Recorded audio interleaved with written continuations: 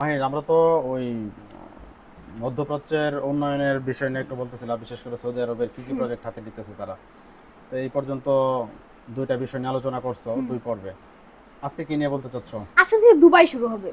ওই মধ্যপ্রাচ্যের দুবাই সম্পর্কে, দুবাইয়ের উন্নয়ন। আমরা দুবাই বলতে চোখে আসে বুর্জ খলিফা বা বুর্জ আরবের কথা। এগুলো উচ্চ ভবন, টাওয়ার। হ্যাঁ, ওগুলো নিয়েও পরে পর্ব আসবে, কিন্তু আজকে আবার দুইটা না, আজকে হবে তাদের পাম আইল্যান্ড নিয়ে। মানে দুবাইয়ের যে এখন পাম আইল্যান্ড তিনটা আছে, এগুলো উচ্চ ভবন, টাওয়ার। হ্যাঁ, ওগুলো নিয়েও পরে পর্ব আসবে, কিন্তু আজকে আবার দুইটা না, আজকে হবে তাদের পাম আইল্যান্ড নিয়ে। মানে দুবাইয়ের যে এখন পাম আইল্যান্ড তিনটা আছে।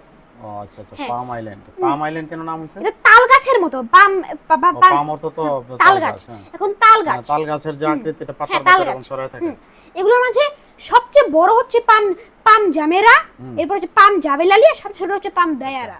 এখন বর্তমানে এই পাম জাবেলালি বাদে বাকি দুইটাই সম্পূর্ণ হয়ে গেছে।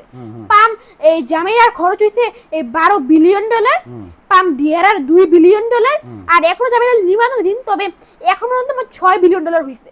বড় যেহেতু পাম জামিরা, আমি পাম জামেরা সম্পর্কে জানি, বলি, কারণ এটা বললে বাকি দুটো অটোমেটিকলি একই ছিল। আচ্ছা আচ্ছা, একটাই বলো তাহলে। হ্যাঁ, ঠিক আছে, পাম জামিরা। এখন এই পাম জামিরা এই যখন দুবাইয়ের এই এই শাসকরা যখন বুঝতে পারে যে তাদেরকে এই এই তেল থেকে উঠে আসতে হবে, তখন তারা বুঝতে পারে এক উঁচু ভবন দিয়ে লোকজন আকৃষ্ট হবে না।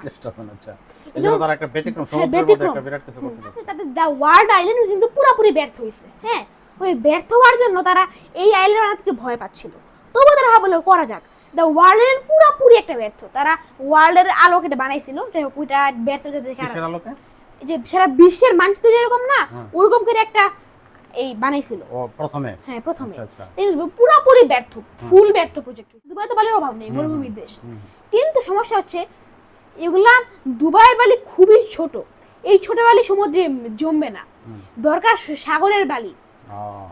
এখন সাগরের বালি তোলার জন্য পারস্য উপসাগর থেকে সাগর থেকে বালি উৎপাদন শুরু হয়।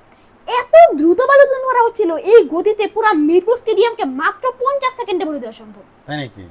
ওরে বাবা, যে পরিমাণে বালি উৎপাদন করা হয়েছিল তা দিয়ে পুরো ঢাকাকে 16 ফুট বালি নিচে এই তলিয়ে দেওয়া, ডুবে ফেলা যাবে, এত বালি উৎপাদন করা হয়েছিল। তারা এই সুনামির কথা জানতে পারলে এটা অফ করে দেওয়া হয়, ছোট্ট দুইটা গেট। সুনামি কি? বন্যা, মানে সাগর থেকে বিশাল বড় ঢেউ চলে আসে, এটা ভূমিকম্পের কারণে আসে, উঁচু ঢেউ। এখন ওইটা খবর পাইলে দুটো অফ করে দেওয়া হবে, তবে এই ছেড়া পানি যাওয়া আসার জন্য করা হয়েছে। এখন তো এখানে এটা উত্তর, এটা করার পরতেই সেই সমস্ত ধনীদের ব্যক্তিরা এখানে রুম বুকিং করতে শুরু করে। এখানে একটা ফ্ল্যাটের দরদামই শুরু হয় 5 কোটি টাকা থেকে, আর হাইস্ট সবচেয়ে আন্দাজ করো তো সবচেয়ে বেশি দামে বিক্রি হওয়াটা ধারণা নাই আমার। আচ্ছা, একটা আন্দাজ করো কত? 50 কোটি? 951 কোটি। ওরে সর্বনাশ! পুরো একটা রাজপ্রাসাদ, খুবই সফল প্রজেক্ট। ইতিহাসে সবাই এখন দুবাইকে এই প্রজেক্টের অনুসরণ করতে চায়। এটা খুবই একটা লাভজনক প্রজেক্ট হচ্ছে দুবাইয়ের জন্য। যাই হোক, আজকে আলোচনা ছিল দুবাইয়ের দ্বীপকে নিয়ে, দুবাইয়ের দ্বীপ আইল্যান্ড পর্যটন আকৃষ্ট করার জন্য যে তারা প্রচুর লাভ করছে এটা থেকে, দুবাই থেকে। মানে এটা দেখে সৌদি বা অনেকেই করতে চাচ্ছে না। ওকে, ঠিক আছে, আজকের আলোচনা এখানে শেষ। আচ্ছা।